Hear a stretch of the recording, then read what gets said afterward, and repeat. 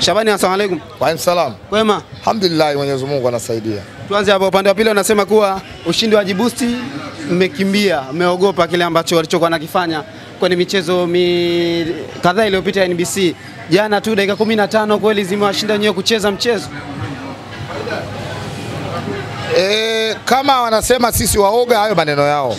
Kwa sababu nadhani mpaka Simba inafanywa vurugu walikuwa kwenye eneo la tukio Benjamin Mkapa kwenda kufanya mazoezi kwa sababu ya mechi ya leo. Sasa kama mtu anasema sisi Simba ni waoga, hiyo ni akili yao, watu wakatazi. Kwa sababu ni watu ambao washazoea ubabaifu. Kwa hiyo sisi kwetu hiyo hatushangai sana, lakini nikirudi kwenye hoja ya msingi, kwa kitendo cha jana kwa kweli wametusikitisha. Kitendo cha kuzuia timu isiende kufanya mazoezi, tena waliozuia ni wahuni. Tumesikitishwa sana. Wale wahuni hakuwa na maelekezo kama Simba atakuja kufanya mazoezi. Wale sio watu yani wale sio wa TFF. Sio watu wala wale Suma JKT labda walizi wa uwanja. Wale ni wahuni. Sasa kama kuna kiongozi aliwatuma wahuni, basi mimi nadhani klabu hizi lazima zichunguzwe. Klabu ndo muhimili wa nchi. Sawa, unapozungumzia Simba na Yanga ndio muhimili wa nchi. Ukitoa dini ambayo ndo kila mtu ana dini yake, ndo muhimili wa nchi. Lakini cha pili ni vilabu vya Simba na Yanga vinaimarisha amani na vinaleta umoja. Mimi najuana na watu wengine kwa sababu ya mpira, na kuna wengine wanajuana na watu kwa sababu ya mpira. Sasa wanatokea wahuni wachache, wanaingia kwenye mpira wetu, wanatuletea mambo ya kiuni. Kwa kitendo cha jana, kwa kusema kweli tumesikitishwa, na niwape pole ndugu zangu ambao walotoka mikoani walokuja kuangalia mpira.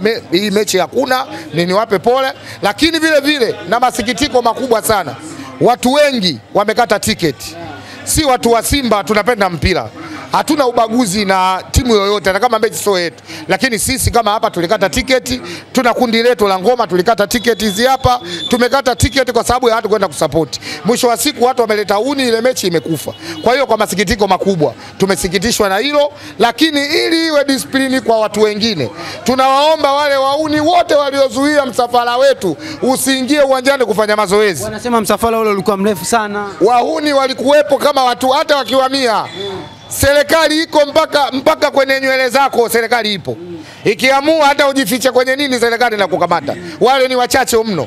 Kwa hiyo naomba tu jeshi letu la polisi liwashughulikie wale watu. Baba yetu wale Skaria ndo rais wa TFF na bodi ya ligi, wakae chini. Wale watu ni watu wa mpira, wanajulikana, wapige pini, wasishiriki michezo, sababu ni watu ambao wanaweza kufanya kitu cha maajabu muda wote. Na wale ndio mimi na wasiwasi ndio waloshiriki kurusha viti mechi yetu dhidi ya Constantine. Wale.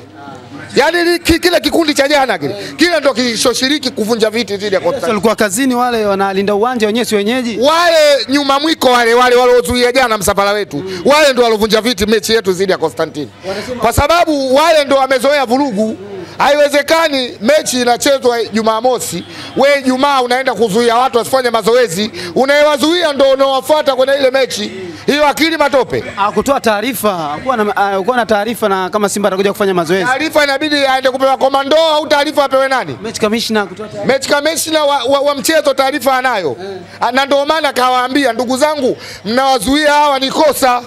Sawa, kamishna wa mchezo alikuwepo nasikia, na kawaambia mnawazuia hawa ni kosa, waacheni waende wakafanya mazoezi. Lakini kuna wauni wachache, na baada wakapigia rasimu zikaja kosta zingine za wauni kosta 3.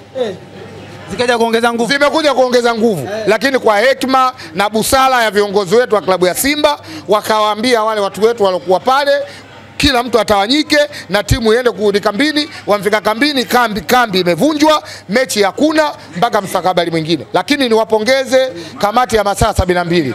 Hawajachukua muda, ikiongozwa na mzee wetu Steven Mguto. Wamekaa kikao, wamesema ile mechi kweli ilikuwa na kasoro na wamepata malalamiko, watalifanyia kazi hilo na watapanga siku nyingine ya mechi. Lakini kwa kuthibitisha ili lisitokee tena kesho, wale tunaomba wachukulie hatua kali za kinizamu kuanzia TFF na kwenye jeshi letu la polisi, kwa sababu kwa kitendo cha jana kuna wengine hawezi kujua, labda walikuwa na visu, walikuwa na mapanga, walikuwa na sababu ile ilikuwa usiku. Na wachezaji wetu walikuwa katika sehemu hatarishi. Kwanza nawapongeza tena viongozi wangu, wazaji wetu jana wamewekewa vitisho, gari letu limepigwa sana kwa mabampa ya mikono na nani kumbe limepigwa Shabani. Limepigwa sana lile gari, wachezaji wetu ndani walipata hofu.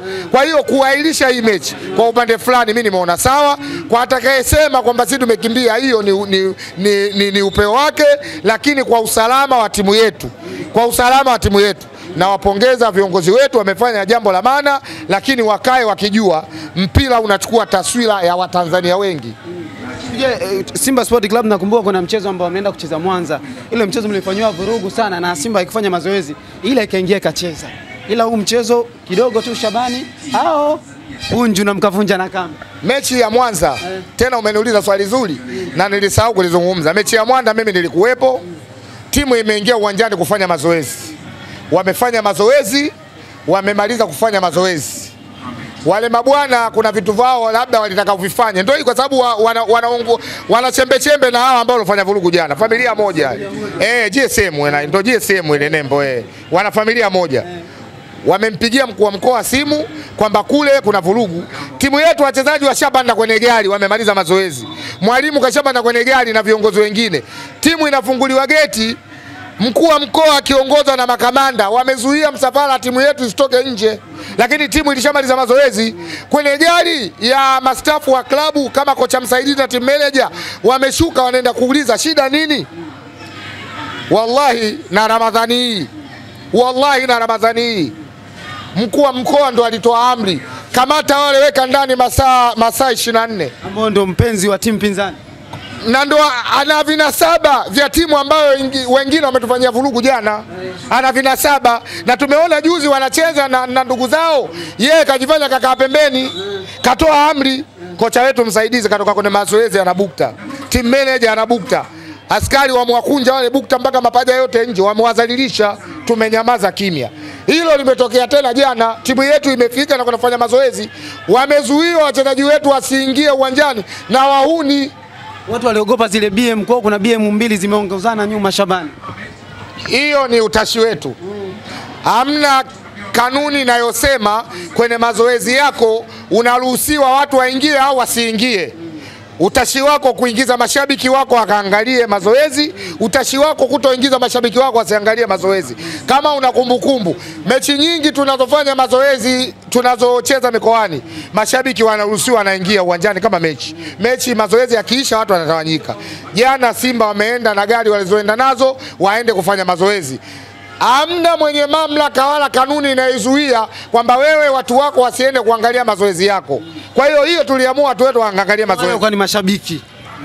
Inawezekana ikawa mashabiki au mastafu wa klabu ya Simba. Simba ni taasisi kubwa, wengi sana. Mastafu wengi, Simba ina mastafu wengi.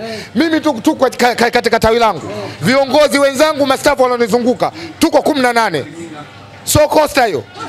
Sasa klabu kubwa mzima ya Simba mastafu wake wako wangapi? Kwa hiyo kuna vitu lazima vichunguze. Simba taasisi kubwa, haina mastafu wachache. Sasa huwezi kuzuia mastafu wa klabu ya Simba ziangalie mazoezi. Wewe umekuwa nani? Lakini kingine tusikitisha kingine, baada ya vurugu ilipigwa simu au sijui walipata taarifa gani, jeshi la polisi lilikuja, wameshindwa kuondoa wahuni ili timu ikafanya mazoezi, na wao wameunga mkono kutuzuia na sisi tusiingie kufanya mazoezi. Tunaomba hili swala lichunguzwe. Kama kuna mtu alifanya kosa basi ahukumiwe kwa kosa lake, na kila mtu awajibike kwenye nafasi yake, kwa sababu mechi ya jana watu walikuwa wanapigiana simu, oya njoo huku kuna vurugu. Je, laiti kama tungepigiana simu tukajaa pale Yanga Costa 100 na Simba Costa 100 isingekuwa vurugu?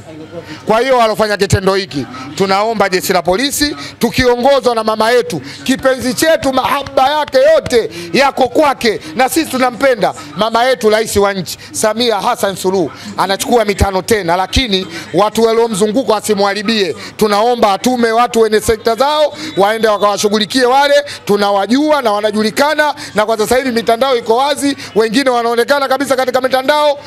Kwenye TFF wachukuliwe sheria, na kwenye sheria ya nchi wakamatwe, wachukuliwe hatua. Kesho wasije wakaharibu amani ya nchi yetu ambayo imejengwa toka hizi hizo na Mwalimu Julius Kambarage Nyerere almarhum, ambaye tunamheshimu na tunalinda heshima yake. Kuna watu wachache wanataka kuja kutuharibia. Upande wa pili wanafanya warm up, wanajiandaa na mechi sasa hivi. Wamekuja wenyewe lakini. Sisi haituhusu. Tunaangalia mechi yetu ya FA tarehe 11. Tunaangalia mechi yetu ya tarehe 14 zile ya Dodoma Jiji. Leo mechi ya leo tushamaliza, tunaangalia mikakati mingine. Kwa hiyo kama wanafanya warm up, Yanga Princess wapo, watacheza nao mechi ya kirafiki. Watacheza nao mechi ya kirafiki, so Simba Sports Club mwana Lunya si mnyama. Kauli ya Magori umesikia? Kauli sahihi. Kiongozi shupavu, kiongozi jemedali, kiongozi mwamba kweli kweli. Clatous Magori mwamba kweli kweli. Unajitoa kwenye msimamo wake ndiyo sheria tunaifuata sisi. Kwa mchezi tena ligi. Si umeona TFF wamejua kwamba kuna makosa yamefanyika. Wametunyang'anya pointi. Bado si wale wengine wako uwanjani wasubiri mechi. Wamesema hivi, bodi ya ligi ndio muhusika wa mpira. Mechi kutokana na matatizo mechi imeahirishwa. Tutapanga tarehe nyingine na bado tuko kwenye uchunguzi kwa wale waliofanya vurugu. Natoka wazaliwe hao ndugu zenu hao ndio nyuma mwiko hao. Hamna kesi hata moja walioshinda kesi ya kimpira. Kesi mtu kaibiwa viatu. Nitajie kesi moja ya kimpira wameshinda wao. Kuanzia TFF mpaka FIFA. Kawashinda Bernard Morrison. Itakuwa taasisi kama Simba. Kwa hiyo waache wapeleke timu, mwisho wa siku watambwela. Na tarehe nyingine ikipangwa, tutaenda kufanya mazoezi na kwenye mechi tutaenda. Wasema wenyewe wachezi. Hilo la kwao sisi halituhusu. Wasicheze wacheze, sisi mechi yetu na wao tumemaliza leo, tunajipanga mechi ya FA tarehe 11, tunajipanga mechi ya ligi tarehe 14. Kwa hiyo kama amepeleka timu, hiyo shauri zao, hayo malengo yao na hayo matakwa yao kutokana na mazingira yao wenyewe walojijengea. Kujenga nyumba Jangwani kwenye maji machafu sio akili ya kawaida. Madhara yake ndio madhara walioyapata, kwa sababu kila wanapokaa matope na mimavi ya Vingunguti, Gongo la Mboto, wapi yote wanayanusa wao. Kwa hiyo huwezi kuwa na kitu kilichokuwa sawa sawa. Na timu yao imeanzishwa na wabeba mizigo. Mtu ana kilo 80 anabeba kilo 400 kwa hapa kwenye mgongo. Hauwezi kuwa sawa sawa katika maisha yako. Kwa hiyo Simba ndio maana tuna akili nyingi. Si unatuona au tuone? Naona Shabani. Simba zamani ilikuwa inaitwaje? Sunderland. Timu ambayo inatoka nchi gani? Uingereza. Ina watu weusi weupe. Weupe, basi baki nayo. Ndio maana tuna akili nyingi mpaka leo. Tulisema mechi hatuchezi. Hii ndio maana ya ubaya ubwela. Mlichungulia nini? Hii ndio ubaya ubwela. Shabani mlichungulia? Sisi hatuchungulii nje ya uwanja bro. Sisi tunacheza kwenye mechi. Ndio maana si hatumuogope National Ali. Kama kuchungulia tungekimbia mechi ya Simba na National Ali. Tunakimbia mechi na nani? Tumekimbia National Ali, kuna siku tumemkimbia. Kuna siku tumecheza mechi kubwa ya kimataifa wote tukamkimbia mtu. Kwa hiyo ukiona hivyo sio tumekimbia, kuna utaratibu haujafuatwa, na katika hili viongozi wetu tunawaunga mkono.